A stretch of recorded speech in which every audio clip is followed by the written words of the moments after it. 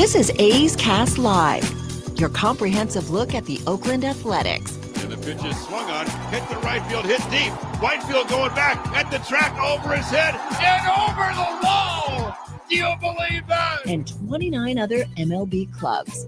Ramirez with a drive to deep right, away back, goal! Hey, hits a bomb out there by the Rocks. And boy, oh boy, this third inning is now showtime. It is a Judgian blast.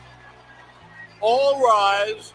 Here comes the judge. Join us as we take you inside the baseball universe, from humidors to spin rates to game-changing moments. We have you covered. Spend your afternoon with us next from the town, only on A's Cast Live. Here's Chris Townsend. I want to start the show with two things today. And welcome to A's Cast Live from the field. One is our great guest list, courtesy of the commander.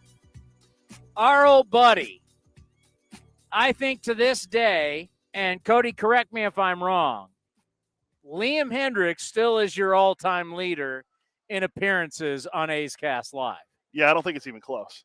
From a player. Ray Fosse, I don't think will. Ray Fosse's like Babe Ruth. No one's ever going to eclipse Ray Fosse.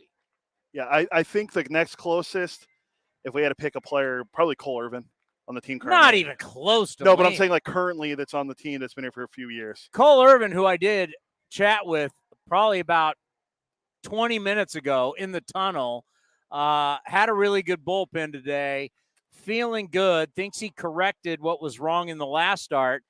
And we talked about him finishing strong. I'll get into that a little bit later. And by finishing strong, that means top 10 in ERA, which is a big deal. On a bad team, that's a big deal. But the two things I wanted to address, the great guest list with Liam going to be here, coming up here just a little bit after 4. And then coming up here at 5 o'clock, it's going to be the general manager of the, do I have that right? Yeah, 5 o'clock, the general manager of your Oakland Athletics, David Forst, is going to be here, as there's really interesting things to bring up with David. What he wants to see down the stretch. What does it mean for these players? What they're really playing for. Now, he can give us, it's record, and I need more than that. What are these guys playing for? What is this going to do for you in the offseason if a guy plays well and if a guy doesn't play well? How do you view a player for spring training if a guy goes out and rips it up right now, or if a guy goes out and stinks it up right now? And tomorrow, now I'm going to have to figure out how to phrase this too. Tomorrow, we're going to have at noon Eastern, so that is going to be 9 a.m. our time, a vote about rule changes for next year.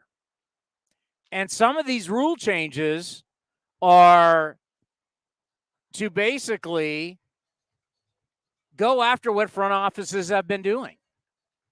How does he feel about that? I'm very curious, because one of the things that front offices love is they love them some shifts. They've spent a lot of time. I don't know how much money, but they have spent a lot of time on figuring out, well, I guess it would be money, because you're paying either people inside your organization or people outside of your organization to come up with the best ways to shift and play defense against individual hitters. They're not going to take that away from you. And more, they are legislating against the moves you have made as front offices. You use these maneuvers as an advantage, and now they're taking that away. How do you feel as somebody in a front office? I would say that's a legitimate question. Yeah, I agree. Good thing we'll have David to ask him about it. Because somebody had to come up with it's not the coaching staff. No, and I mean they're doing a lot of these roles now in the minor leagues. So I can't believe I'm saying it, but I am banning or limiting the shift is going to help baseball a lot. The pitch clock is going to help speed up the game. I mean, we've already seen it in the minor leagues. Yes. Well, and let me give you another. Talking to Cole Irvin earlier today, he likes the idea because, when you're a pitcher and you've just played this game a certain way, and base hits up the middle have always been something that has happened. What fries pitchers really more than anything is when you give up hits where defenders should be, where they traditionally have been. And some people may say, well, you got to get over this traditional. Well, I don't know. The NBA, the NFL, hockey, they have instituted rules to take defenses back to what they used to be or to change how defenses have evolved. You can't cover wide receivers the way you used to in the National Football League. They've switched defenses multiple times on how you can defend in the NBA. Hell, at one point in college basketball, you couldn't dunk because of Kareem Abdul-Jabbar. So rules have changed to make the game better, and they're doing that. They're essentially in some way, not in all ways, like I don't think front offices want pitchers to work slower, but that's just where pitching has evolved to. So the pitch clock is to make guys speed up faster, but there's certain things that they're trying to do by, for example, making a reliever have to get 3 outs. In the future, there is going to be some type of rule about making starters go a certain point. They want to see starting pitchers go back to throwing more innings where front offices don't. And here we are with shifting is there's no question shifts are a big thing. Combating against the shifts is going against front offices. There's no question about it. If you're wondering, yeah, it's hot as you know what out here. We've had to put our camera underneath, and this is that's the first part was who's coming up today. That's going to be Liam Hendriks is going to pop by, and then it's going to be David Forst. The second thing I want to address is, you know what?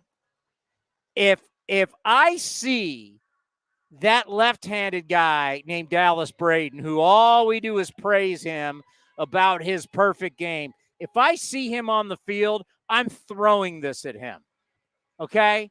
Dallas Braden taking shots at A's Cast Live for being under the umbrella. If you watch this show on YouTube or on Twitter, you have never seen an umbrella over my head. Not once. I am out here. Cody is out here in the sun for hours.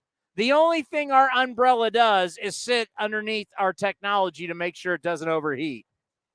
To where Dallas Braden, who is Mr. 209 from the Valley where it's so hot, had his little air conditioner, had his little heater, had his little umbrella. Little princess had his umbrella over him constantly. Remember that? The stand in the umbrella. Where's my stand in my umbrella? No. I'm not Ariel.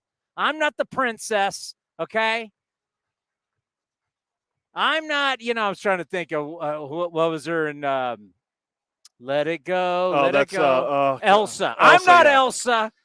That's a I'm Disney not movie I have Elsa seen. Braden. I'm not Elsa Braden. I'm not a Disney princess movie like Dallas Braden was for all that time underneath there. And it wasn't even that hot. Dallas Braden had an umbrella and it was 72 degrees. It'd be almost nighttime. He'd have a marine lair and he'd have an umbrella. Then if it got cold, he'd have a heater. Mr. 209 acting like he was Nanook of the North and he could take all the elements. If you don't know what that is, look it up, folks. Oh, there he is. Where? Right. No, not. I'm talking about our good friend. But Liam Hendriks. Yeah, because I tell you, I'm throwing this at Dallas Braden. Are you going to get on him for his man bun? No. See, yeah. No. It's okay to say it to me. Yes, yeah. Your man bun is ugly. His is gorgeous. He's Liam Hendriks. He's a 3-time All-Star. I'm just a guy. Liam Hendriks, I got to tell you, as an athlete, I may have some of the most respect for him of all the guys that I've covered. This guy right here has been a guy, and he's a fan favorite, and he should be, because you know what? Some guys are they're great players, so you love them as great players, because that's in the end what you care about is you show up, you want to see entertainment, you want a guy to entertain you. But Liam, as we all know as A's fans, means far more than that, as he's got a heart of gold. And one of the reasons why he will always be a huge part of the A's family. Since you've left, Liam, we've upped our game and turned this also into a TV show that you can watch on YouTube and on Twitter. It is great to have you back. As we said, no one has been on this show as a player more than you. You've been on more than it. You are on the Mount. You are. Forget Mount Rushmore. You are the lead. You're the Babe Ruth of A's Cast Live. Well, I'm just putting in the work to maybe take your job later on. Who knows? Can you imagine you coming back, you and I doing a show together? How great would that be? Oh, it'd be way too long. We'd have to cut each episode into several segments because we'd both never shut up. By the way, we miss you. How are you? I've been doing all right. It's been an interesting season for us over there. It hasn't been quite as smooth as we had hoped coming into the season, but it is what it is. And we got one of your old friends over there and Elvis back and Deke, so we're just trying to reunite some of the gang. Yeah, it's so interesting when you go into a season and everybody just declares you White Sox are easily winning the Central. White Sox are probably going to represent the American League in the World Series. And everybody heaped all this praise on you guys. You had injuries. You had stuff you're dealing with. So as you said, it's not that easy to get into the postseason. No, not even a little bit. It's a lot easier from a clubhouse mentality point of view when you're not expected to do much because it's you get that little bit of a chip on your shoulder when you've been told you're gonna be kind of the odds-on favorites and stuff like that. You get a little complacent. That's what happened to us. We expected to just roll through it, kind of similar to what we did last year. But everyone forgets how many close games we had last year. They could really turned everything around early on in the year. And the other guys get paid too. And you think about the division where it is right now, and of course a lot of games coming up. Cleveland and Minnesota against each other. I mean, when you look at that, I mean, your guys' schedule very favorable. How much are you looking at the other guys as also what you're trying to do? Yeah, a little bit, but not really, because at the end of the day, if we take care of what we can do, we play each other enough. We still got, I think, a couple games against the Guardians. We've still got a bunch of games against the Twins, and it's pretty much all in our court. Every team has their own thing. Like if the Guardians go ahead and win, they're going to win. If the Twins go ahead and win, they're going to win because we play each other so much down the stretch. So it's the same thing for us. If we go ahead and win, we're going to put ourselves in a pretty good spot, and that's all we can do right now. Obviously, we're out here now, but we've got 2 against Colorado when we go home. Then we have to fly to Cleveland to play one game that we got rained out last time, and then on to somewhere else. But at the end of the day, all you need to do is win. Take it day by day. We just had a good couple of series against the Twins and the Mariners, so we're starting to play a little bit better, which is nice. You're going to be very proud because we've had multiple Australians play for this team. We now have a fan base in Australia who's been calling multiple guys, but Lucas in Australia, who's probably watching right now because it's still a little bit before afternoon on Friday there in Australia right now. It's 4:13, so depending on where he's at, the time change is what will be probably 7 o'clock in Perth a.m.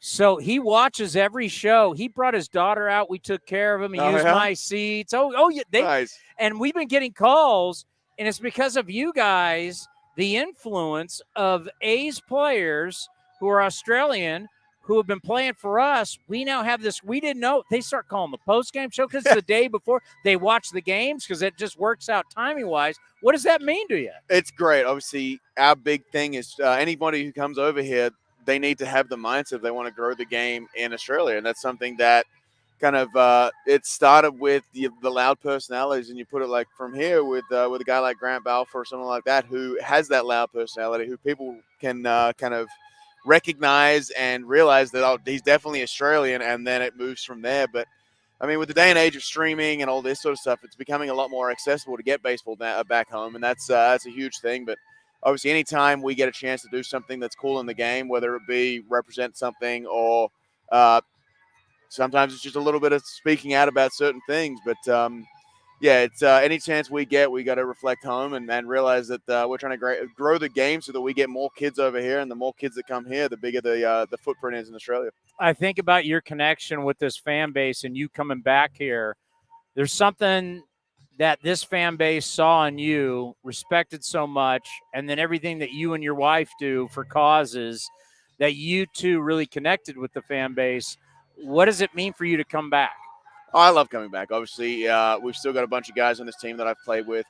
Obviously, a guy like Tony Kemp, who was today announced as the Roberto Clemente nominee for the A's, which is a huge honor.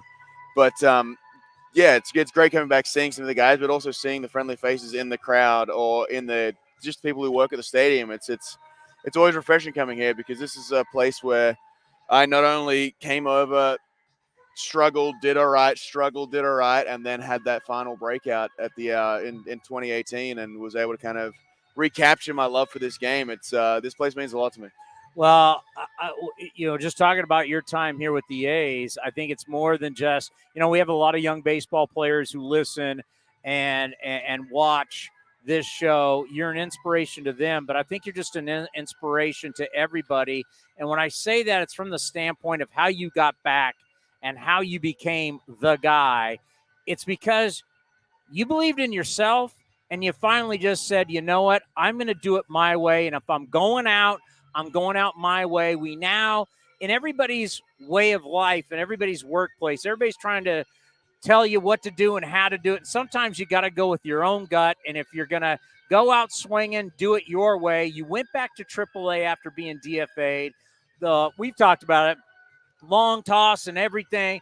But the number one thing is you said, you know what, I'm going to do or die with the way Liam Hendriks wants to do it. And you bet on yourself, and it worked out. Just talk about that, how really it's an inspiration for just not professional athletes, but for people in life. Yeah, at the end of the day, you don't want to leave anything on the table. And I was completely content in the fact of, hey, if I'm done at the end of this year in 2018, I want to make sure that I go out on my terms. And if I'm going to do it this way, I want to leave no stone unturned. I'm not going to fit into someone else's mold because at the end of the day, speaking to enough guys, I think they all realize that I don't really have a mold anymore. I'm just unequivocally me. And I think that really embracing that kind of mindset helped more than anything was just getting out there and like, look, I'm not like that guy. I'm not like this guy. I'm not like that guy. I'm going to be exclusively who I am. And you embrace that. And all of a sudden it just frees you. You've got a weight lifted off your shoulders because you're not trying to fit into what exactly they say and do it the right way that they think. It's okay. Well, this is what works for me. And that was a lot of long toss, not working out at all. And, pretty much just doubling down on my coffee intake, which is already extreme to begin with. But like I got on the bus today and I had 3 Ventis with me, and I just finished my other one before that. So it's good for it. Good for your gut. Yeah, I mean, there's water in coffee, so I'm staying hydrated. Yeah. No, hey, I've learned as I've been drinking a lot more coffee. I was worried about it, and I researched that's actually not that bad for you. But the difference now for you is here. You were becoming the guy, then you were the guy. Now you signed the big deal. What is that like now where the expectation? You're the hired gun coming in now. People see the dollar signs, the expectations. How's that changed from Oakland to where that wasn't the case? That really hasn't changed me at all. It's changed people's perspective of me, but it hasn't changed me because I don't do this to make sure I live up to a paycheck. I don't do this because of the financial thing. I do this because I love this game, and my pride is too big to let, regardless of a paycheck, regardless of anything like that, I'm going to go out there and do everything I can to win that game. And that's who I am no matter what. You could pay me a cent on every game. You could not pay me at all. I could pay you to do the same thing. And all I want to do is go out there and win. It doesn't matter the financial side of it, which is, don't get me wrong, it's exuberant and it's fantastic. And I'm very lucky to be in a position that I am and being able to kind of do what we can, my wife and I, to give back to the community that we're in. But it wouldn't. The money doesn't change anything that I do on the field. It's all about making sure that I put my best foot forward, making sure I go out there and take control of what I can. I always like talking to your wife. She's legit. And the fact that she held you accountable and didn't allow you to ever get in that bad mindset. And there was a time here where we're not going to mention names, where certain relievers were making excuses and watching so much video.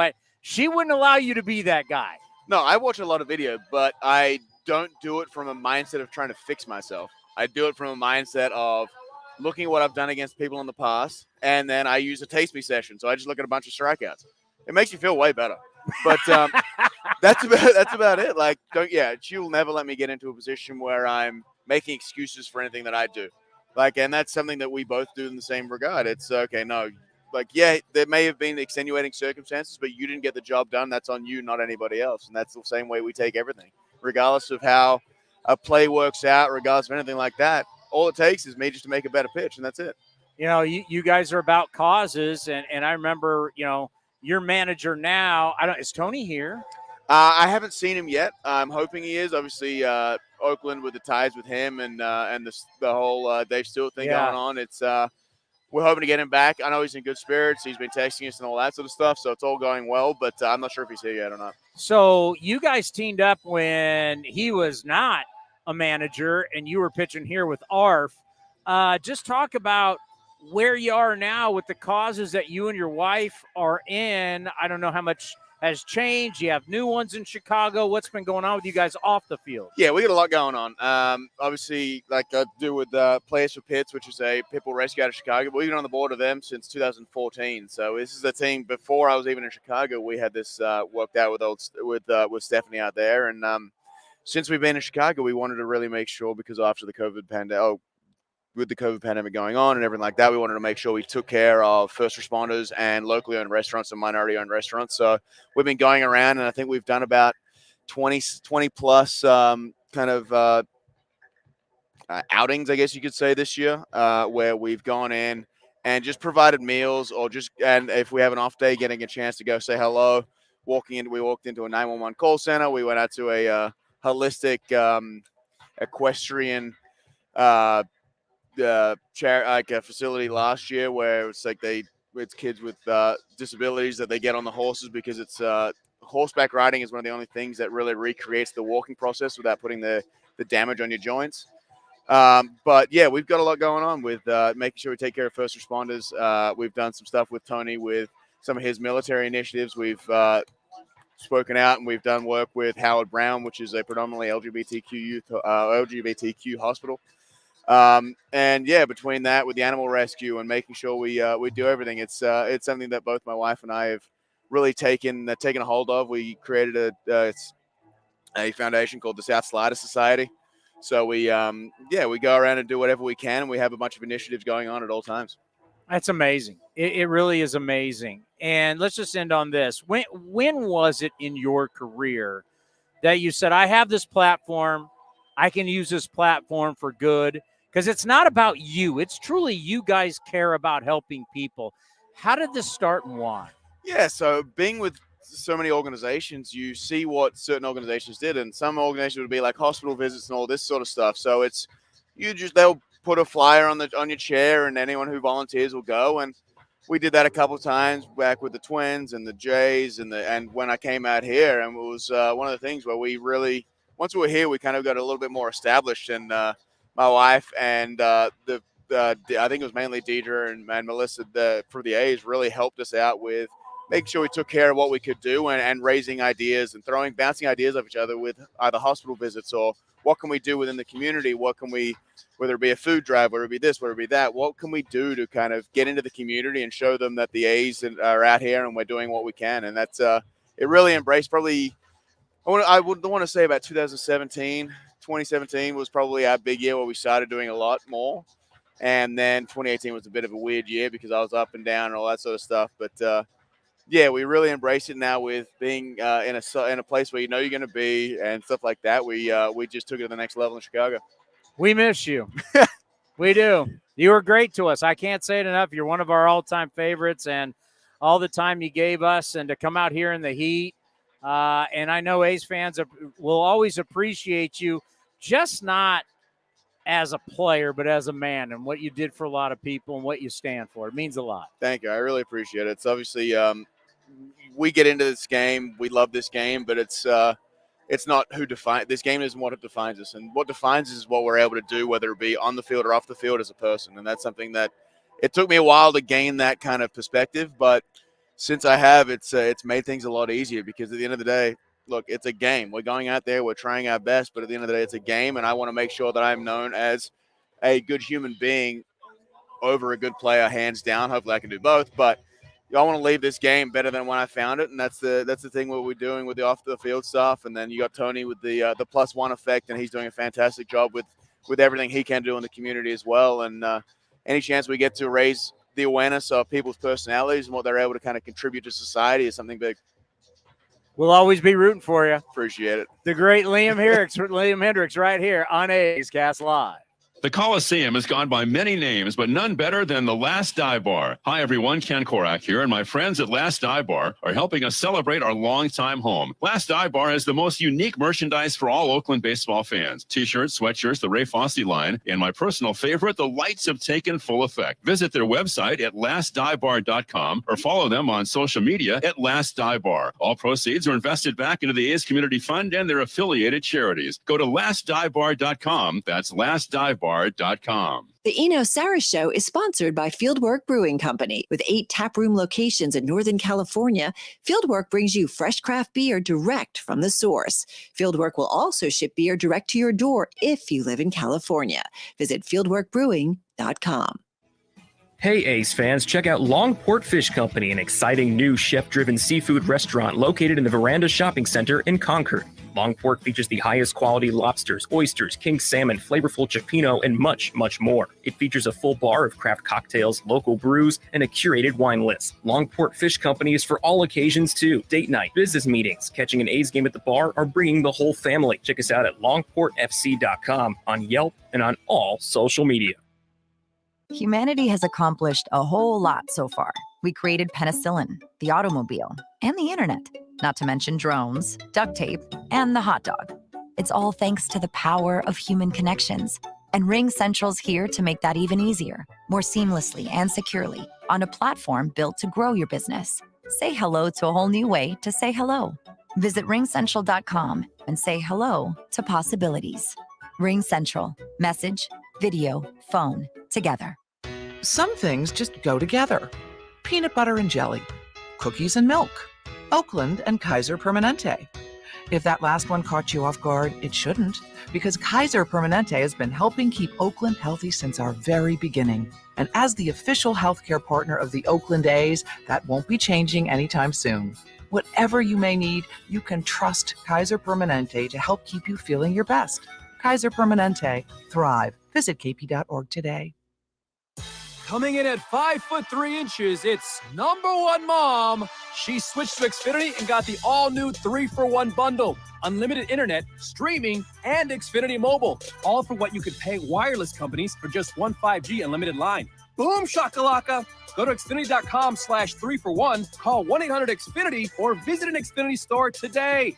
Limited time offer. Restrictions apply. Xfinity Mobile requires post-pay Xfinity internet. After 24 months, regular rates apply to all services and devices. This is Chris Townsend for the Chicken Pie Shop of Walnut Creek. Great news! Our indoor dining is back, along with our beautiful patio dining. Come taste our world-famous chicken pie that has been served in Southern California for 83 years. The Chicken Pie Shop of Walnut Creek has one of the most dynamic menus, plus a full bar. Pot pies, gourmet burgers, sandwiches, salads, flatbreads, and more. Don't forget, we still do takeout and delivery. For all the information, go to chickenpieshopwc.com. That's chickenpieshopwc.com. Unlock offers and receive exclusive in-game features by downloading the MLB Ballpark app for iPhone and Android today. Plus, get the latest information on game times, schedules, and more. When Northern California businesses need some pop in their lineup, they call the bank rooted in the East Bay, Mechanics Bank. Since 1905, Mechanics Bank has been helping Bay Area and Northern California businesses find success and perform at the top of their game. See how they can make a difference in your business today. Call or stop by your local branch or visit mechanicsbank.com. Mechanics Bank, the official East Bay bank of the Oakland A's. Member FDIC and equal housing lender. Hey A's fans, we've got a great deal for you. Get 4 tickets and parking for all Friday night games starting at just $39. Pick from great matchups, post-game fireworks and drone shows, giveaways, and more. Outside corner, ring him up. And Eaton can't believe it. Grab the crew and head to the Coliseum with friends and family any Friday night this season. 4 tickets and parking starting at just $39 for the whole group. Tickets are available at athletics.com. That's athletics.com. If you're looking for a new mattress, Nest Bedding has you covered. Sleep on the same mattress Hall of Famer Ricky Henderson sleeps on. Nest Bedding is a national brand with family-owned prices and service. You can shop at one of their Barrie locations, and all stores are sanitized and safe, or you can navigate their easy-to-use website, nestbedding.com. That's nestbedding.com. Green and gold fans, use the coupon code Oakland and you'll get 10% off your entire order. Nest Bedding, love where you sleep. Innovation is at the heart of Cal State East Bay, like at our Green Biome Institute, where faculty and students map genes from California's endangered plants, or how we open doors for local entrepreneurs at our Small Business Development Center. From educators to nurses to STEM professionals, Cal State East Bay has real impact throughout the region's neighborhoods, boardrooms, and entire economy. Be part of the innovation. Connect with Cal State East Bay at csueastbay.edu/impact. A's Cast Live continues from the town. Here's Chris Townsend. How good was that? Have our buddy Liam on. Best compliment I got was... And he's still right next to me sitting here talking to people because that's the kind of guy he is. You can't say it enough. I mean, he has great relationships with so many people here. It's 100 degrees here on the field. We got the kids behind us getting balls, and it's great and everything. Liam's still sitting here shooting the breeze with everybody. There's not many guys like that. Man of the people. Truly. Also said that I have a face for my man bun, so I'm forever indebted to Liam. He thought it's a bad look also. And he thinks his is a bad look too. But we now know that. We now can officially say it's not mean. You got to keep that umbrella. You got to keep the Dallas Braden umbrella over the iPad to make sure it doesn't overheat our camera. True, but Liam did say he hasn't cut his hair since 2019 because he's been good since then. So he has been. He's been an all-star. Yeah, he's been an all-star multiple times and 2-time Rolaids reliever of the year. We could definitely use him. There is no question about that. And we miss him. And he just added to his total of coming on A's Cast. Yeah, and A's Cast Live. He just padded his lead. He's like Joe DiMaggio, just adding to the hit streak. You know, we've talked so much, and we will get into it because a very historic home run happened on this date in baseball history. We will get into that. And yes, is it around PEDs? There's no question about it. But this one's still, and we talked to Mark McGuire about it, it's still a big home run, no matter steroids or not. Vote's going to jump on with us. Stephen Vogt? Yeah, so whenever we want him. Because you said you found him a pitching coach? Yeah, we did. We got to play. I have the audio. We got to play that for him.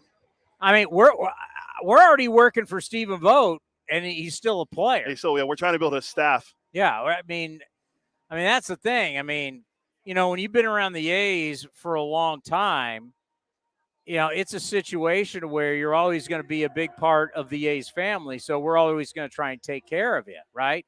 Like we saw with Liam Hendriks. I mean, it's funny. It's like every one of these series recently, it's crazy. There's like a former recent A in all of these series. As you just said, hello to your good friend Liam Hendriks. We just had, Matt Olson here. It's like every one of these series recently, and the great Stephen Vogt is with us. It's always like one of our old friends has been here. Yeah, there's quite a few of us former A's. I guess I'm a current A now, but yeah, you're back. I'm back, but there's a lot of former A's rolling around the big leagues, and it's kind of just the way it's always been. It's nice. It's nice to see familiar faces every series here at the Coliseum. It's always fun to catch up with old teammates. Well, as you are a current A right now and swinging it lately, it's been a lot of fun to watch. We're already thinking about you in the future. You may not know this, but that when you're in the A's family, A's Cast, we're taking care of the family. That's our job. We're always building the brand and helping the brand. So while you were away in our nation's capital, we're already starting to help build a staff for you when you become a manager. You may not know that. Your former teammate, do we have it ready? Sean Doolittle, we have ready for you to be your pitching coach in the future. Here's Do. Shoot, man, if Vogt is going to manage, I will drop whatever I'm doing. If he ever wants a pitching coach or a bullpen coach or some kind of assistant, I would do whatever he asked if he was calling. So I know you're busy getting ready for all these other teams.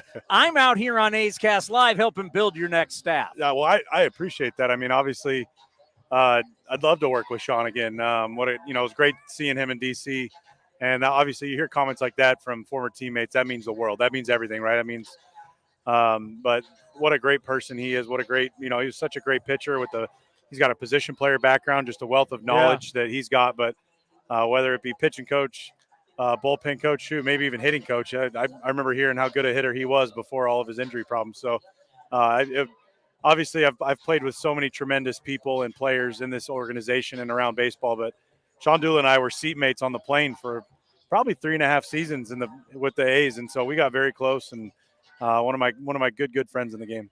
Yeah. We always joke with him, like, when I had a show on a different radio station, I was like, man, I always talked about you as the future first baseman.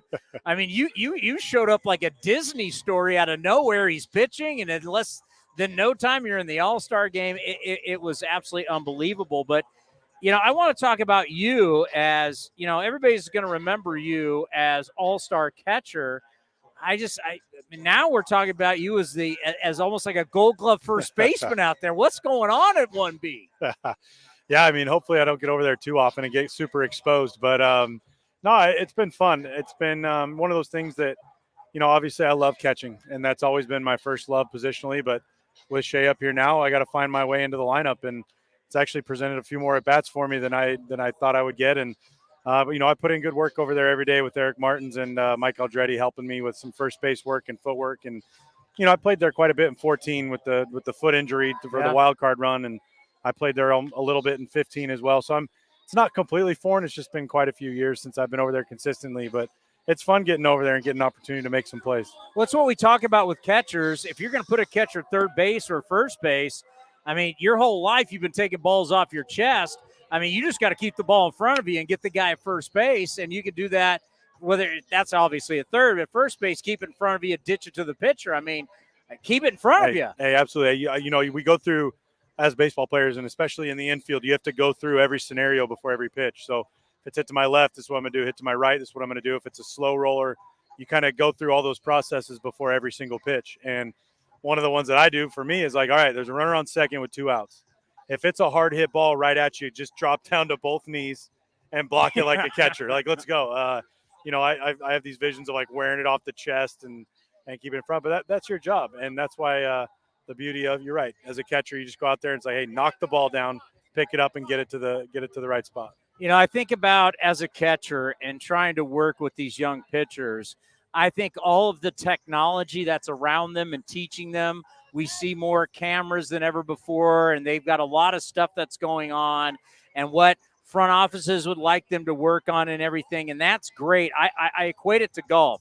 It's great that you can look at all these numbers on in the driving range and how far you hit it and your spin rate and how you get but at some point you got to go out and play the course. And now the course has trees and sand and water. You got to chip and putt. You got to do a lot of things other than hit it hard. For me, when I look at baseball, it's great everything you do down there, but somehow you got to get outs over here.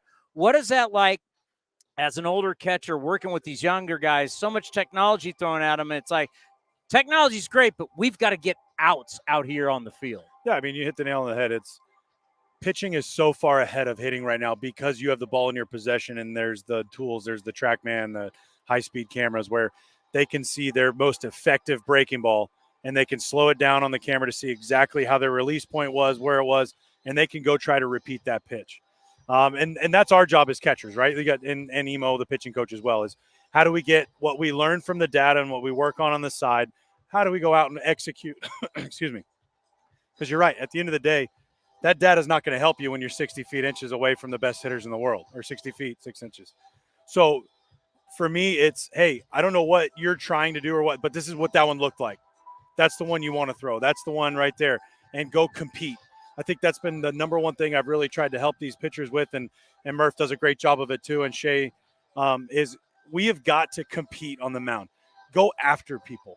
I think that's one of the biggest problems with our game right now is we do not throw enough strikes.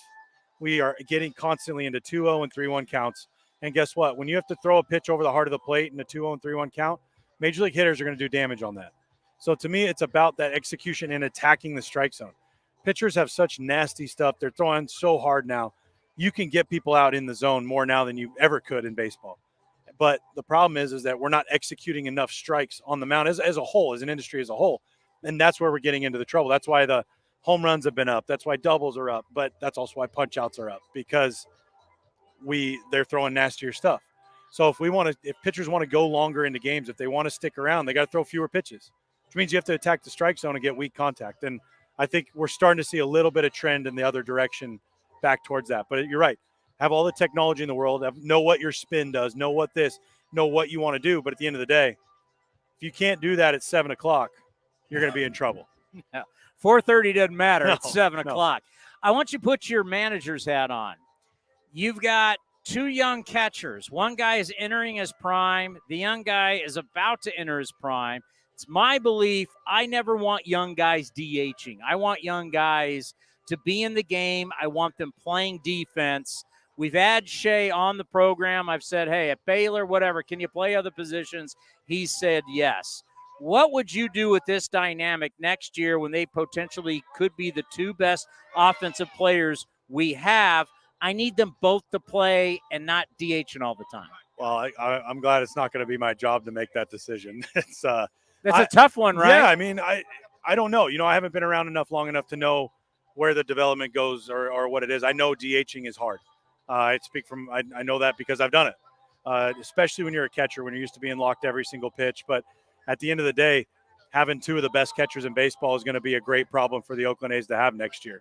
Obviously Sean Murphy is one of the best catchers offensively and defensively in our game, and Shea's right there behind him. He's an up and comer. He's going to be a great player, and so I love watching him develop and doing what he's doing. And yeah, it's hard right now, but what's really important and the focus for him right now is focus on your ABs the days it's time for you to focus on your ABs. Yes, is it easy? No one's expecting it to be easy, but really dive into your offense, because that's one side of the game that you're not going to have as much time to work on when you're catching every day one time later in your career.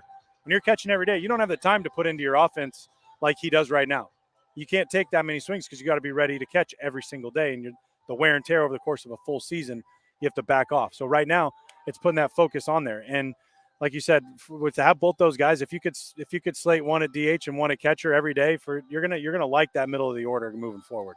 We appreciate the time. We know it's hot, so just one more. I think about this latest road trip, your wife, your family, how special that is.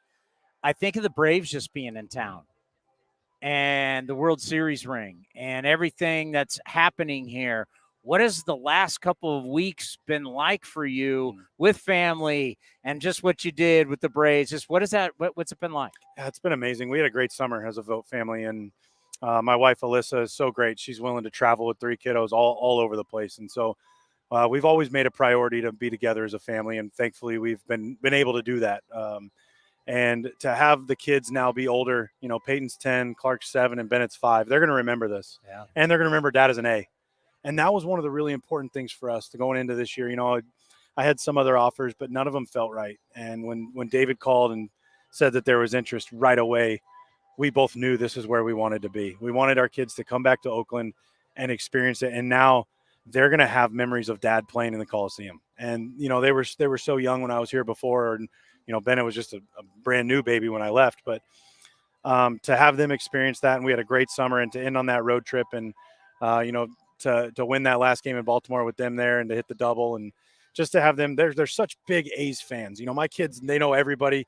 When we win, the boys come in the clubhouse and, they go around telling everybody good game and giving them nucks. And this is what our family does. Our family is a baseball family. It's what we do. We travel, and they've just been a tremendous support. And so to have them taking off for school on Sunday, I miss them like crazy. It gets harder every year as your kids get older to say goodbye and to go separate ways. And, Alyssa and I remember about 12 years ago in the minor leagues, we were getting ready to start our family. And we were praying and said, it'd be awesome if one day we had to make tough decisions on what to do with the kids in school. And here we are. And so we kind of, whenever it gets tough, we kind of talk and we say, hey, this is what we asked for. We asked for the tough decisions because that means we're still doing it. And so I'm really proud of that. And so to have them leave was a tough day, but then to come in and to see the Braves and, I was only there for 3 months, but when you win a World Series like that, you have a bond that's so strong. It's family. And those are some of my favorite people that I've ever worked with. And as soon as we see each other, we light up because the memories come right back, right? It's, they've been living it and they've been celebrating all year. But for me, it's like I see those guys and automatically I'm right back there in October, going through scouting reports, going through meetings, high-fiving, just all the emotions of a playoff run. And just brought so much joy and such a smile to my face to be with those guys and to see them. And it was great to see all those guys. The clubbies were there, the trainers, because it's a family. And so it's been such a great couple weeks for me, and I'm really looking forward to these last 3-4 weeks of the season and finish this season out strong and really just continue to do what I've been doing and helping these young guys develop into Major League Baseball players. Well, whether it's this season, a lot of guys play around Major League Baseball throughout the years, but not so many guys are etched in the fabric and the history of an organization. You really have you've had your own chant. You've won a playoff game. You think about the playoff games. You think about your time with the A's. I mean, you really are a big part of this organization. It is true. And I know you're not going to leave it. You're going to be around it. But at some point, you're going to be able to sit back and be like, wow, what a major part you are of a organization that's been around for well over 100 years. I thank you for that. It means the world. This place is always going to be home, whether I'm wearing this uniform or a different one, just like I have the last 5 years, right? When I was gone. And no matter what uniform I ever put on, the Oakland A's is always going to be my home. I'm always going to be an Oakland A at heart. I'm always going to have a special place whenever I come to the Coliseum. And the fans here have been nothing but great to my family and myself. And I couldn't be more proud to be an Oakland A and to have gotten to experience playoff wins in this building. I know what it sounds like with 55,000 A's fans, and which could bring up a whole nother long topic of how many more Coliseum games we're going to have. But there's something special about this building, and it's something that I'll cherish. And now my kids get to remember it, and I'm super proud of that. And I couldn't be more proud to be an Oakland A. And no matter what happens in the future, no matter what the next few weeks or years hold, I will always be green and gold. And I will always, every time I come back here, I can't wait to see everybody. You've always been great to us. Appreciate it. The great Stephen Vogt right here on A's Cast Live. Hey A's fans, check out Longport Fish Company, an exciting new chef-driven seafood restaurant located in the Veranda Shopping Center in Concord. Longport features the highest quality lobsters, oysters, king salmon, flavorful cioppino, and much, much more. It features a full bar of craft cocktails, local brews, and a curated wine list. Longport Fish Company is for all occasions too. Date night, business meetings, catching an A's game at the bar, or bringing the whole family. Check us out at longportfc.com, on Yelp, and on all social media. The Eno Saris Show is sponsored by Fieldwork Brewing Company. With 8 taproom locations in Northern California, Fieldwork brings you fresh craft beer direct from the source. Fieldwork will also ship beer direct to your door if you live in California. Visit fieldworkbrewing.com. The Coliseum has gone by many names, but none better than the Last Dive Bar. Hi, everyone. Ken Korak here, and my friends at Last Dive Bar are helping us celebrate our longtime home. Last Dive Bar has the most unique merchandise for all Oakland baseball fans. T-shirts, sweatshirts, the Ray Fosse line, and my personal favorite, the lights have taken full effect. Visit their website at lastdivebar.com or follow them on social media at Last Dive Bar. All proceeds are invested back into the A's Community Fund and their affiliated charities. Go to lastdivebar.com. That's lastdivebar.com.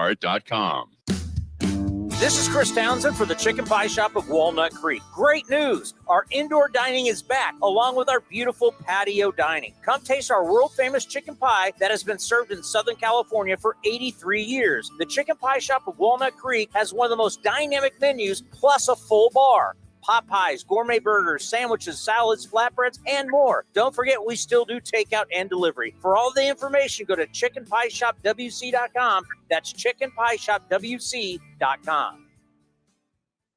Humanity has accomplished a whole lot so far. We created penicillin, the automobile, and the internet, not to mention drones, duct tape, and the hot dog. It's all thanks to the power of human connections. And Ring Central's here to make that even easier, more seamlessly and securely, on a platform built to grow your business. Say hello to a whole new way to say hello. Visit ringcentral.com and say hello to possibilities. Ring Central. Message, video, phone, together.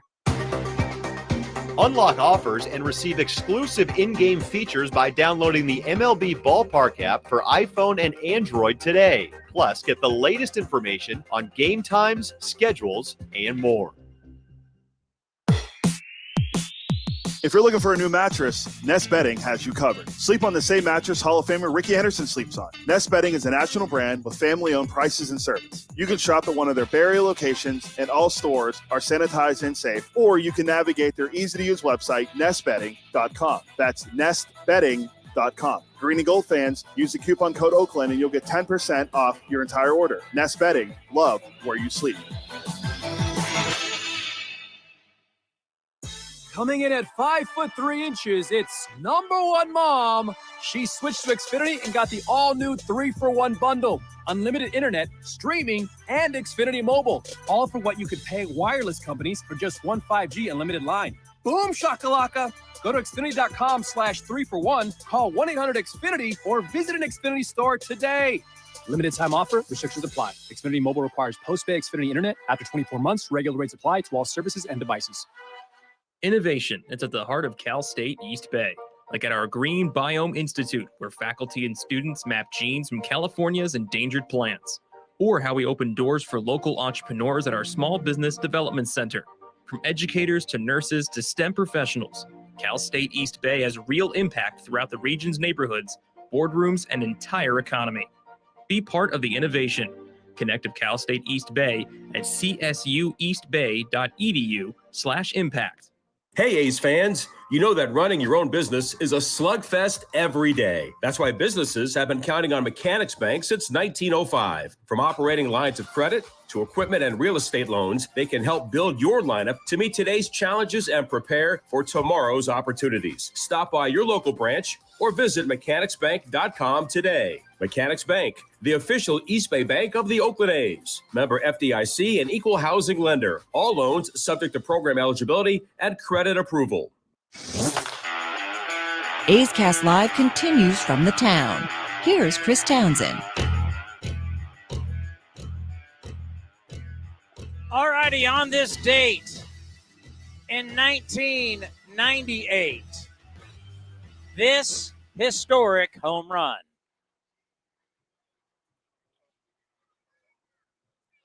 I swear. Down the left field line, is it enough? Gone! There it is! 62! Touch first, Mark. You are the new single-season home run king.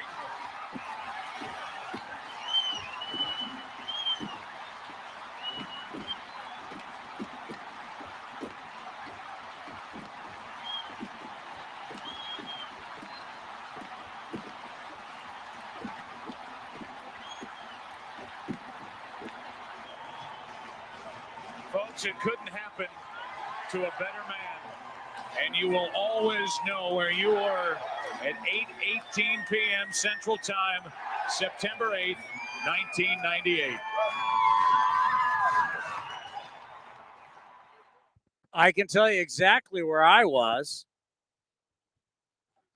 I was at a restaurant across from Santa Clara University. It was called Cluck U at the time, eating chicken wings, drinking beer. It's now called Smoke Eaters. It's still there to this day. Actually, it's moved next door from where it originally was. Oh, yeah, I remember exactly where I was. I remember during that time, we were naive, or maybe we just didn't want to care. The Andro thing had popped up because Andro had been, the bottle of Andro, which you get GNC, was in McGuire's locker. A astute reporter saw it, researched it, then started asking about it, made everybody mad. You know, those trolls in the media actually want honesty. But that reporter, whoever it was, I mean, we could go back and look it up, was right on. It was a masking agent. But we loved it because we loved this game. And our game was dramatically hurt by the strike.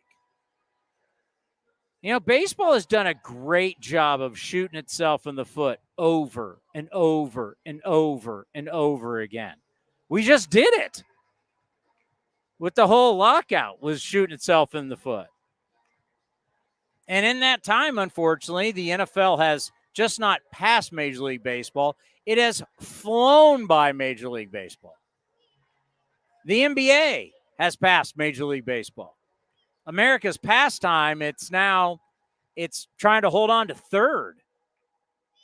And it's its own fault.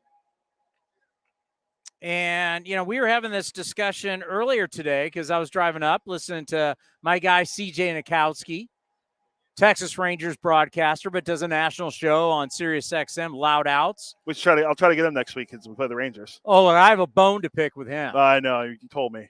We'll save it for then. Save it because I'm coming down his road. Oh, his ball club's not any better. With Spilly, your guy Spilborgs. Have we had him on the show? A couple of years ago we did, but not recently.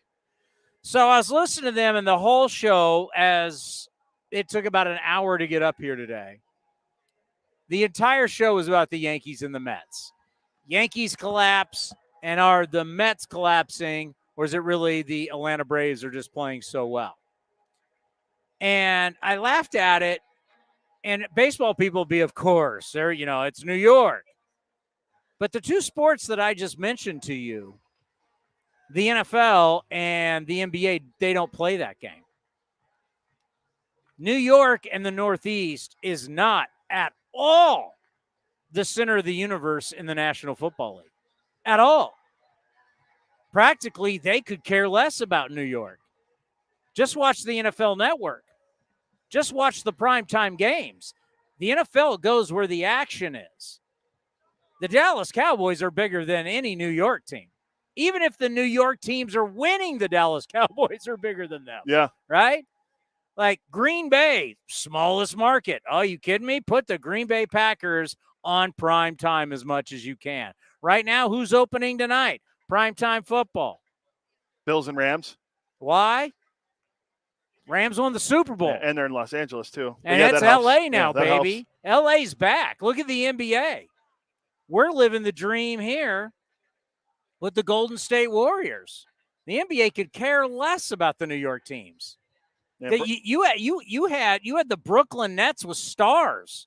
They're not being put on prime time at any point over the Golden State Warriors or now LeBron and the Lakers. Nope. They wouldn't even, you'd go, the executives for the NBA looking at what's going to get us ratings and what's prime time, Nets down the line. How about the Celtics who have always were prime time? Nope, Northeast, my God, you put that way under the Golden State Warriors. And they were just in the finals against the Warriors. They get it. Our sport, it's like we're addicted to that. And they can't seem to get away with it and get away from that and can't seem how to build without that. That's why Yankees Red Sox is every Sunday night baseball game. Yeah, but so then why isn't every single primetime game we're trying to get the New York Giants on? Or the Jets. They're both having. Even in years that they are good, they're not doing that. Yeah, no.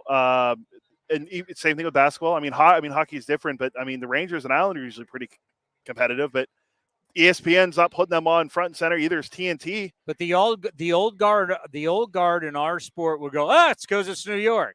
Well, I just proved to you that a sport that has dwarfed you in everything, money, ratings, they don't do it that way. And then the other sport, the NBA that's past you, they don't do it that way. But yet the old guard in our sport will stick to it. It's the Yankees. It's New York. It's it. It's like other sports are passing you by, man. And by the way, the popularity of baseball, why is it? It's because of streaming now.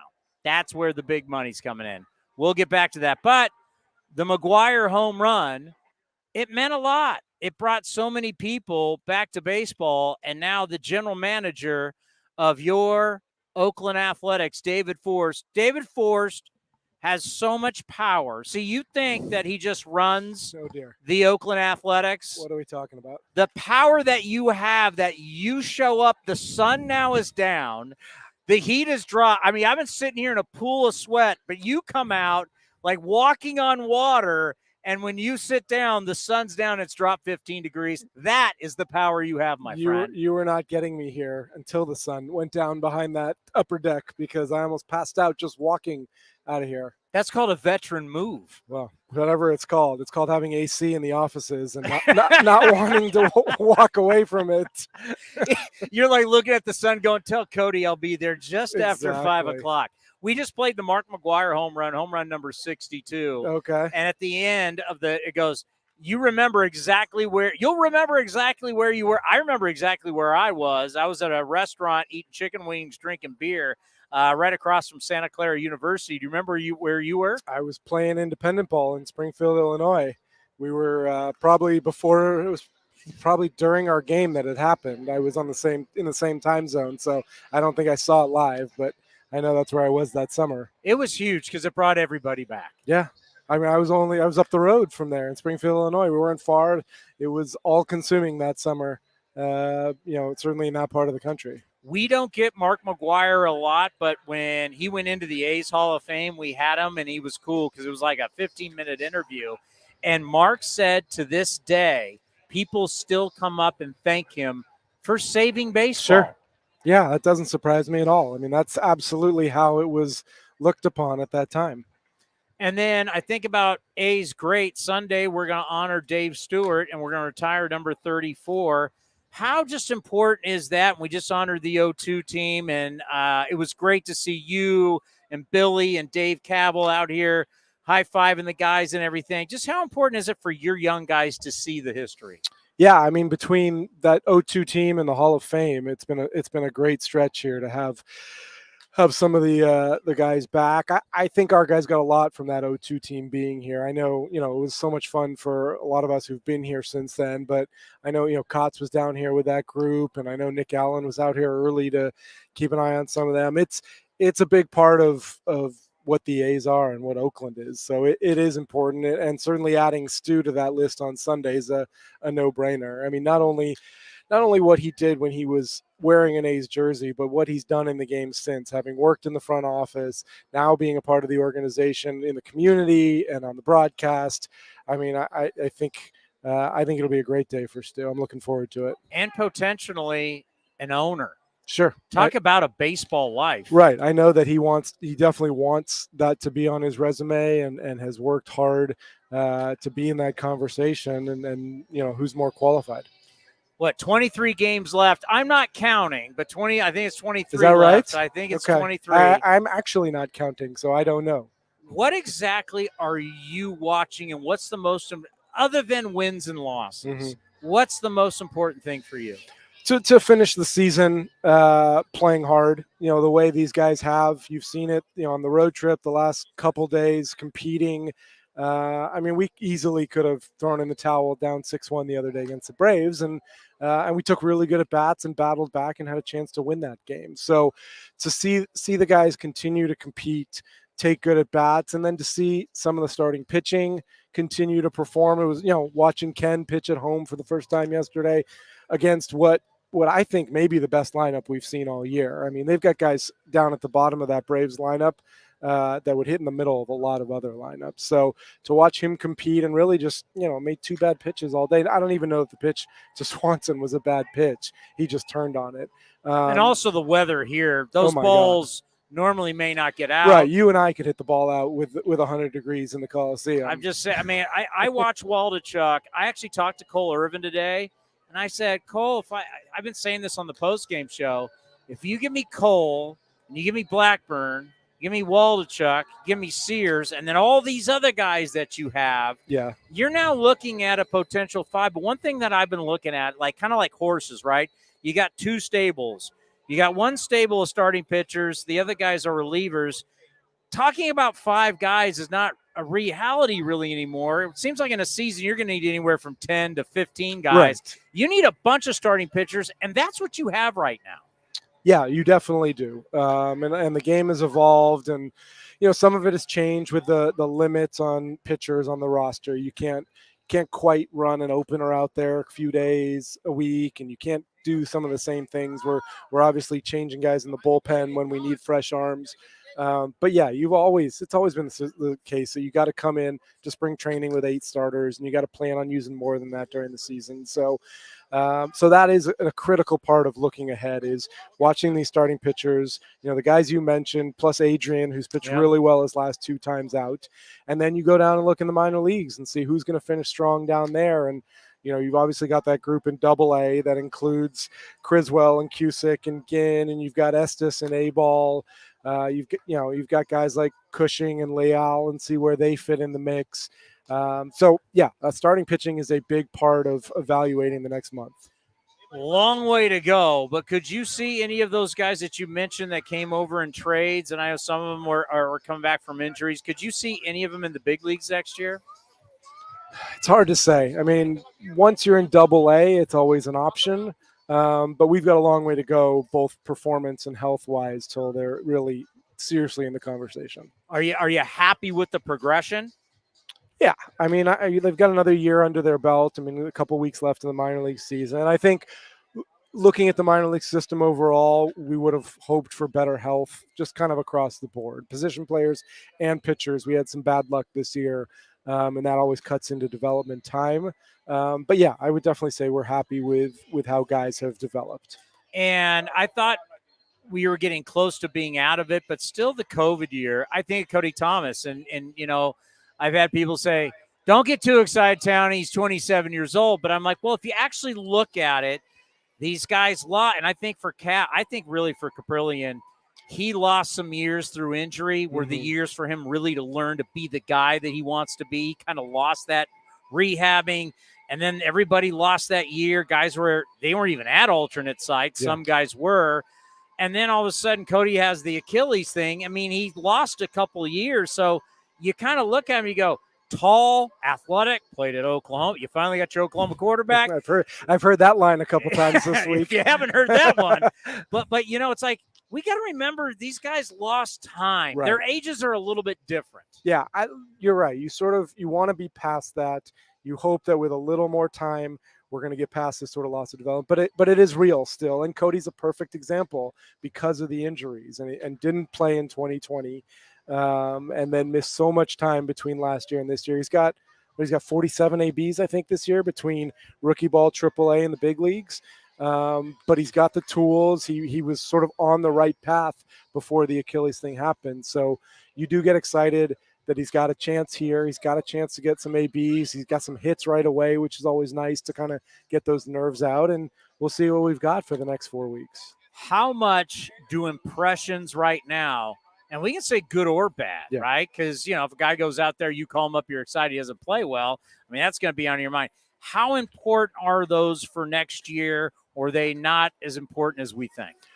Well, you asked earlier, what are we looking for in these last 23 games? Like, those impressions are absolutely important. I mean, the way a guy finishes a year, the way a guy performs when he comes up for a short stint, like those are the things that stay with us as we go into the offseason. When you're thinking about 40-man decisions, when you're thinking about, what does a 26-man look like going into spring training, those impressions are important. I'm sure Kotz would tell you the same thing. I mean, he's sitting out here for 3 hours every night. He wants what he sees on the field to be meaningful. So those impressions are definitely important.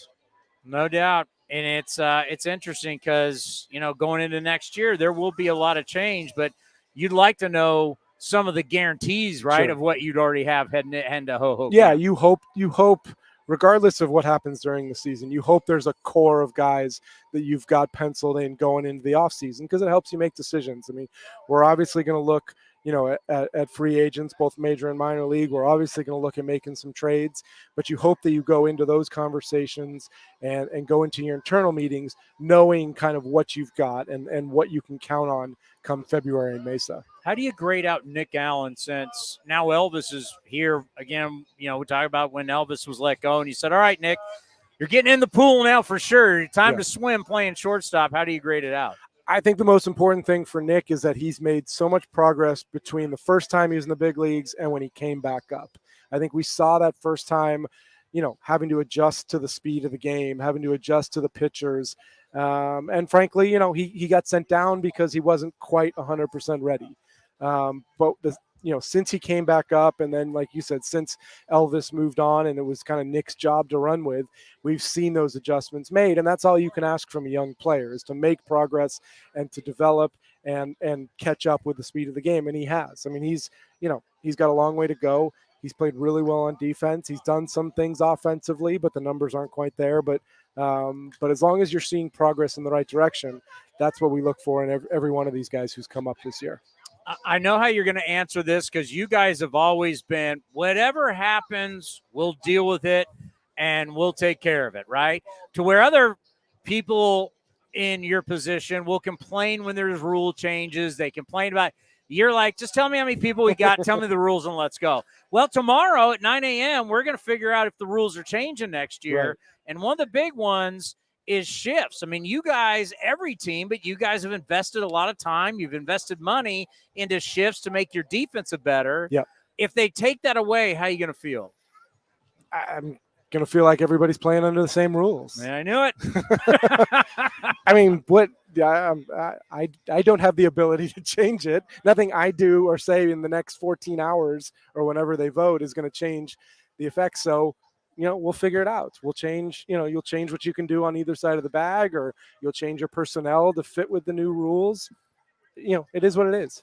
You're too even keeled. I want you to be angry. I want you to be, Hey. you know how much time and money we've invested in these guys? You don't stay in this job for 20 plus years by bashing the people that make the rules, Chris. I'd be fired. It's in the not a good first year. strategy. I'm such a hothead. I'd be an awful general manager. So when you look at that, do you like it or not? I mean, whether you're going to deal with it, would you like to see the shift stay, or would you like to go back to traditional defense? I like the pitch clock a lot. Me too. Yeah. I'm in on that. I've been to enough minor league games in the last year to know how excited everybody should be about the pitch clock. I think it changes the product. It changes the entertainment. I'm excited about the pitch clock. The shift we'll deal with. I don't know. I don't know exactly what effect that's going to have on the game, but I know the pitch clock is going to improve the product on the field. It just means more action, right? And it's happening faster. It changes the whole pace of the game. It changes the experience from the dugout into the stands upstairs. Like, it changes everything. I watched 2 games in Lansing this year. I watched 2 Midland games. Last year I saw games in Stockton. It's different. It's hard to come back to this and watch the pace of some of these games. Like, we have some games that move okay, and you get out of here in under 3 hours and you feel like everything moved, but you got some games that drag too. And that, even a 3-hour game under a pitch clock feels like it moves better. And that's what we're trying to accomplish. I'm so glad you said that, because one morning, it was early. You guys were on the road, so I was doing it from my home studio. Greg Amsinger from MLB Network was calling a AAA game. Now, this is a studio guy who watches all the games every night, so he knows how slow this game goes. Yeah. He was freaking out how fast it was going, my God, and Shooty Babbitt said the same thing. Our fans need to realize what's coming is probably the number one overall thing is the data shows people stay longer for games. For sure. It's just it's a better experience if you're a fan. You see more of the game. You spend less time, kind of wondering, why there's nothing going on in the field. I will say, like, I try and watch our game at the same time as some of our minor league games, and we've got MILB TV, and we're watching, usually Vegas and Stockton are happening the same time as our game, and you miss pitches from the minor league games because I'm watching this game on the field, waiting for something to happen, and I'll go back to my computer, and there's already been 3 pitches in the minor league game. I'm like, it's so different. It's such a different experience. Wow, it's a lot of baseball you're watching. You're grinding down Vegas, but I can see it's like, the inning's over here. What do you mean? We're still on the first batter. On the other side, like, there are times when, like, I don't want to watch what's going on in this field, and I'll be like, okay, I'm not, teams on the road, I'm not going to check for like 10 minutes, and I'll go back and I'll check what's happened, and like a batter has gone by, and I'm like, come on, that's all I missed. So don't worry, I'm keeping score for every batter of every game. So if you miss anything, just text me and I can let you know exactly what's been happening. Who's your favorite NFL team growing up? I think we've talked about this. The Raiders were in LA when I was growing up. Attaboy. Wasn't greatness. I wasn't a huge football fan. So I feel a little more attached to the Niners, having been here in the area for 20 years and knowing some of the folks over at the Niners. So if you make me choose, I'm going to jump on the Trey Lance bandwagon. Well, we got a lot of Niner fans watching and listening, so that's good. The reason why I want to bring it up is because the NFL and the running back position has changed. Sure. When you were growing up in LA, there was a guy named Eric Dickerson, and he carried the ball 35 to 40 times a game, and he rushed for a bazillion yards, one of the great backs. He's going to be here on Sunday for Stu's. Is that right? Yeah, ED, the Hall of Famer, is going to be here. So we don't have those guys anymore. No. It's running back by committee. I'm starting to think about bullpens and closing, kind of like the running back in the NFL. You need 3 or 4 guys. Am I crazy on that? Instead of saying, all right, you got Eckersley, or you got Mariano Rivera, you got Trevor Hoffman, you got this guy. Is there something to be said to having 3 guys, and maybe even those guys throw more than 1 inning, truly starting to train the bullpen to be like that, running back by committee? Well, a couple things. There's always going to be the elite closers. Like, there's always going to be guys who just can do it. Kenley Jansen's still out there doing it. Like, there's always going to be a group of 4 or 5 quote closers who just are the best at it. Aside from that, I think what you say about having a couple guys do it makes sense. Problem is, there's something different about those last 3 outs of the game. We've seen it here for years and years, and you see it across a league. Anytime someone tries to go bullpen by committee, you hear, it just isn't the same getting the last 3 outs of the game. And until you're in the dugout, I think, until you're on the field to experience it, it's hard to really articulate what that's like. So I think the only thing that sort of gets in the way of your theory of, hey, we've got 3 guys who can close, is that not every team has 3 guys who can really go out there and get that last out. Yeah, and I know it's like interesting because these kids beat me up. I'm a dinosaur. I'm Clint Eastwood. Get off my lawn, right? Being a former pitcher, wins mean something to me. Saves mean something to me. And they tell me wins don't matter. Yeah. They tell me losses don't matter. I got these kids telling me now ERA doesn't matter. I'm like, I don't even know what matters anymore. Sounds like your career was a huge success then, if none of those things matter. There you go. Like, why am I not playing? I mean, if nothing matters anymore, at least I would have been good at talking to the media after the game. So are we getting to a point that we may have positionless staffs to where you just have, we'll call it 13, 14 guys. No one's considered a 1 or a 3 or a 5 or that. It's just, we tell you when to show up. We tell you when to pitch, and everybody, you're a pitcher. You're a pitcher for the Oakland A's. Could you see that happening? I don't think we're going to get there. I think you have such talent on every pitching staff. These guys are so talented. They are the elite of what they do in the world, and I don't think you're ever going to get to a point where you can't differentiate which of these guys are the stars and the starters or the back end guys. Like, there's such hard work that goes into what they do that I don't think they're ever just going to blend into a group of 13 or 14 guys. It just isn't going to happen. They're too good. They're too good to have that happen. I'm not going to ask you about pitchers. I'm just going to, do wins still matter for teams? Do we still care about wins? I will say I don't really look at win-loss. If you ask me the win-loss records of our starters, I might get close. Wins is a team. It's a team stat. It really is. It always has been. I mean, I know when Cole goes out there, or Cap goes out there, or Adrian, or whoever these guys, Ken and JP now in the rotation and all are. I know when they go out there, what they give us in terms of a chance to win. I don't know how many wins Cole has. I really don't. But I know that our team performs well when he goes out on the mound because he keeps us in the game. Most important thing, let's end on this. Tony Kemp, Roberto Clemente Award nominee. Yep. What does that mean for this organization, and what has he meant community, clubhouse to you guys? Yeah, well, you're right when you say that we're ending on the most important thing. I mean, you cannot quantify Tony's impact on our clubhouse, on the community, on the fan base. I mean, you see all these things about, him talking to fans, interacting with fans, doing things in the community, and his, I would never have have guessed or known about his impact were he not here in person. When we traded for Tony, I thought we were getting a really good utility player, a guy who played the game the right way, played hard. But without seeing it in person, you have no idea the impact that his personality, just his sort of general vibe has on everything, and so deserving and so impactful since the minute he got here. Well, thank you for coming on, and it always means a lot to the A's fans because you want to know what's going on. Sure.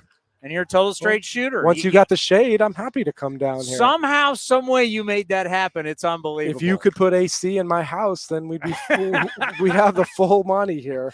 Yeah, we'll put a camera and some AC, and boom, the David Forst Show. Hey, thank you very much, and we'll talk to you soon. Okay. See you the guys. general manager of your Oakland Athletics right here on A's Cast Live. The Coliseum has gone by many names, but none better than the Last Dive Bar. Hi, everyone. Ken Korak here, and my friends at Last Dive Bar are helping us celebrate our longtime home. Last Dive Bar has the most unique merchandise for all Oakland baseball fans. T-shirts, sweatshirts, the Ray Fosse line, and my personal favorite, the lights have taken full effect. Visit their website at lastdivebar.com or follow them on social media at Last Dive Bar. All proceeds are invested back into the A's Community Fund and their affiliated charities. Go to lastdivebar.com. That's lastdivebar.com. Hey, A's fans, we've got a great deal for you. Get 4 tickets and parking for all Friday night games starting at just $39. Pick from great matchups, post-game fireworks and drone shows, giveaways, and more. Outside corner, ring him up. And Eaton can't believe it. Grab the crew and head to the Coliseum with friends and family any Friday night this season. 4 tickets and parking starting at just $39 for the whole group. Tickets are available at athletics.com. That's athletics.com. Innovation that's at the heart of Cal State East Bay. Like at our Green Biome Institute, where faculty and students map genes from California's endangered plants. Or how we open doors for local entrepreneurs at our Small Business Development Center.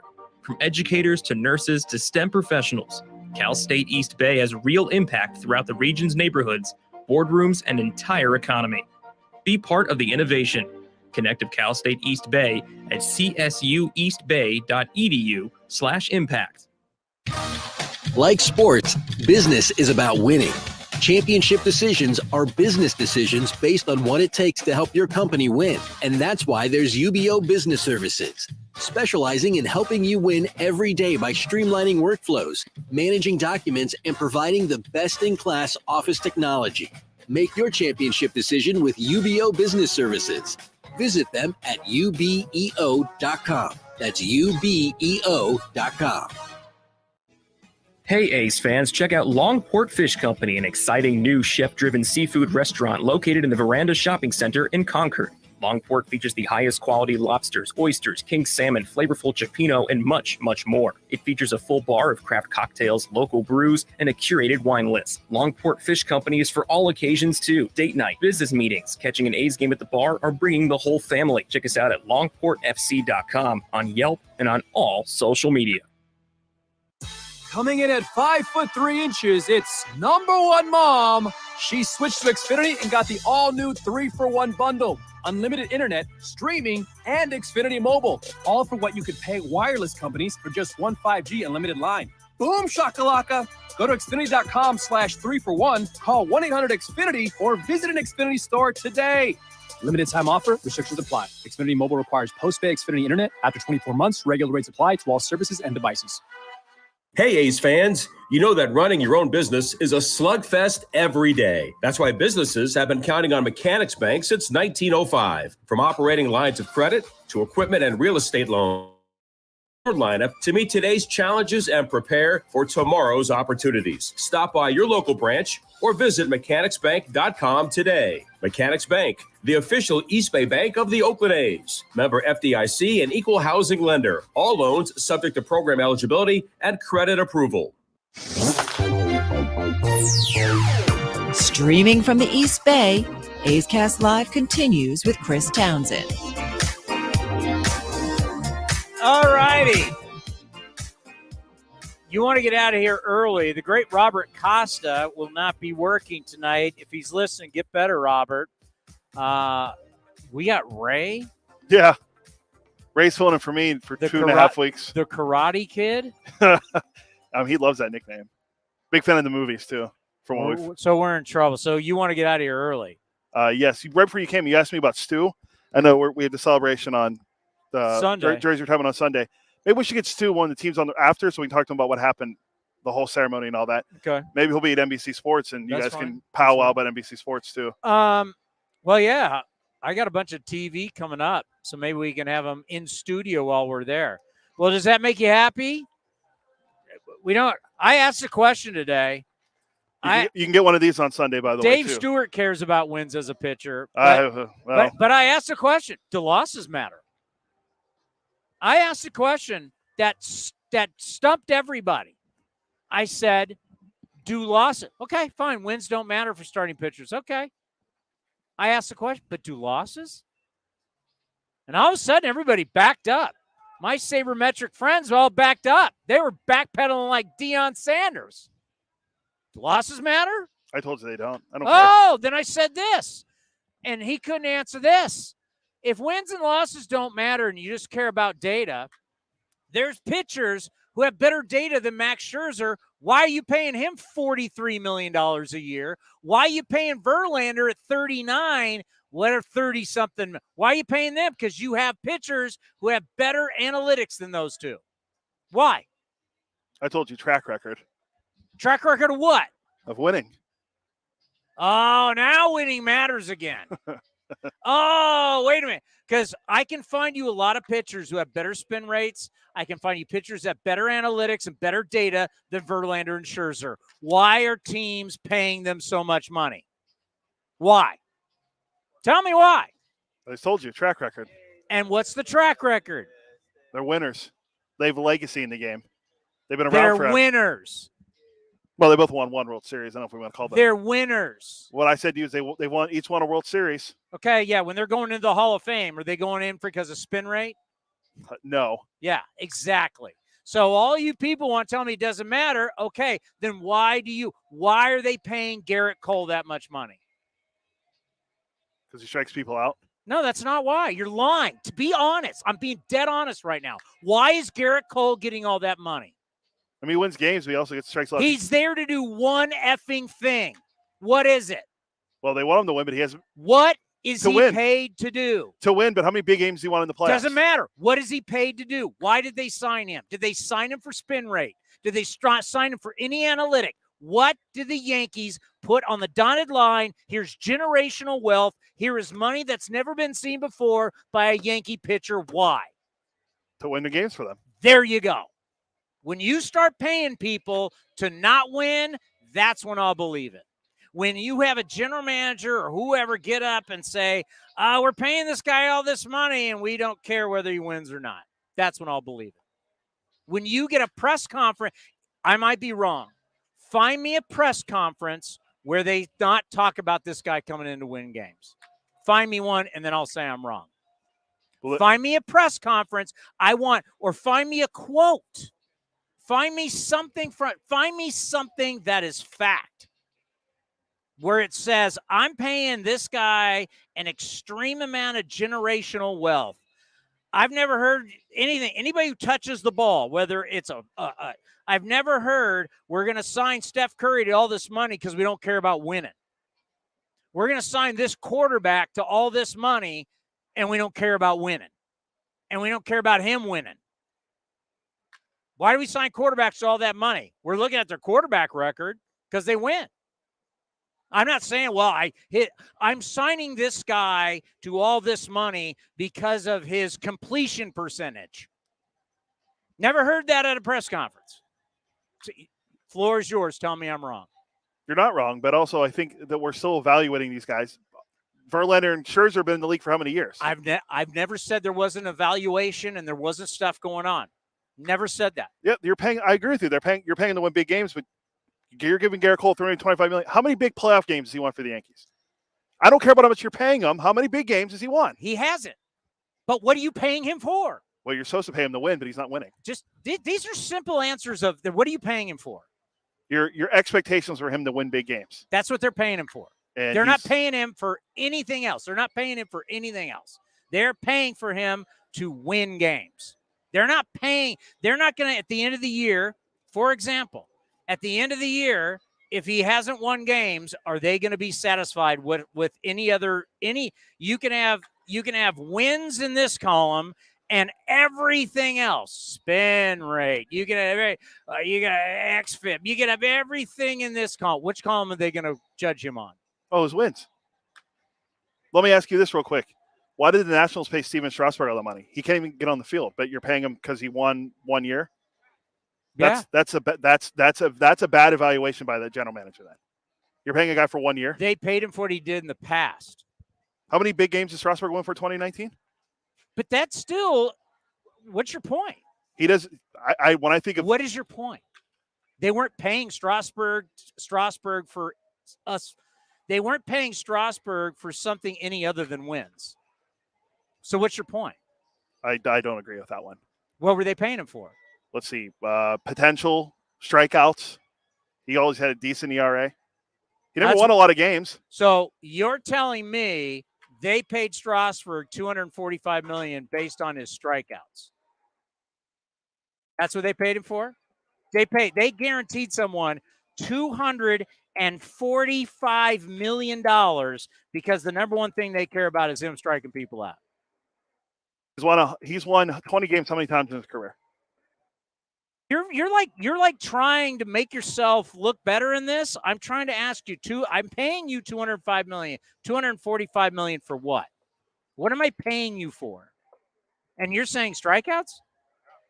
I'm telling you, he's won 18 games once. But every other year, he's had a good ERA and a lot of strikeouts. It's like this. What are we paying you for? It's a good question. But what are we paying you for? Well, I mean, we're paying to do a job. Correct, and you have job responsibilities. But I'm not evaluated off of wins and losses. I'm evaluated off a lot of other things other than wins and losses. But that's my point. I don't care about wins. If the guy does other things and the team goes out and they lose 2-1, that's on his fault. Then there's no point. No one ever said it was. So I don't care about wins then. That's my point. Then why are you paying him? I can get anybody. I don't need to guarantee somebody. Because he's not hitting home runs and driving in runs. I don't need to pay someone $300 million to just give me innings. Right? Yeah. I'm over this debate. It's silly. I'm never going to. But the people that like me who don't think wins matter, I'm never going to be right.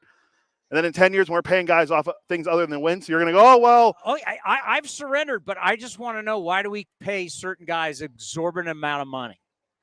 Because teams can. That's why? Why did the Giants give Carlos Rodon $22.5 million to why? win? How many big games has he won? It doesn't matter whether they paid him for 1 year. I get it, Cody, but it's whether you're debating whether they've done it or not. I'm asking you why they pay them. Because your expectation is to win games, but so then can we just end on that? Yeah. Can we just end on that they're paying them to win games? Yeah. Now you can say whether they've won them or not, but the question is, if I give a guy this kind of money, what am I paying him for? Your expectations for him to win. The team to win. And what goes with team winning? Well, so you would think pitching wins, but that always doesn't matter. That's all I've asked. I haven't asked anything else. I just asked, why are guys getting generational wealth? It's to win, right? Yeah. Why do we pay what are we paying Steph Curry for? 3-pointers? He hits more than. Is he just getting paid for 3-pointers? No, but he does other things. But he's getting paid to do what? To win, but he also puts up a lot of numbers. Because winning does what? Puts butts in the seats. That's the thing. It's like it's winning. It's like we're all trying to figure out ways not to win. That's all I got? Yeah. All right. You know what? I don't know what matters anymore. I don't even know why you show up anymore. Do we care? Do we care about wins and losses for teams? Can we at least still care about that? I still do. Do we still care about wins? Do we actually care about teams winning still? Do we care about that? I mean, we're talking about the Dodgers. Well, we were talking about potentially setting the record for most wins. Oh, no. We can't talk about their wins. We got to talk about all the other stuff How many home runs they hit? Yeah. What did they strike out? How many pitchers? We don't even know who they got. That's another thing we got to talk about. Are the Dodgers more dangerous because they've succeeded with the injuries? Yeah, I think so. I mean, look at their pitcher. Look at their pitcher. Some people are going to say no. They're going to say, well, without Walker Buehler, you don't have a chance. But is there something to be said for a team that wins without their top guys? Does it make them more deadly? Thank you for watching A's Cast Live. We'll have some commercials, then we'll be back quickly with A's Total Access. The Coliseum has gone by many names, but none better than the Last Dive Bar. Hi, everyone. Ken Korak here, and my friends at Last Dive Bar are helping us celebrate our longtime home. Last Dive Bar has the most unique merchandise for all Oakland baseball fans. T-shirts, sweatshirts, the Ray Fosse line, and my personal favorite, the lights have taken full effect. Visit their website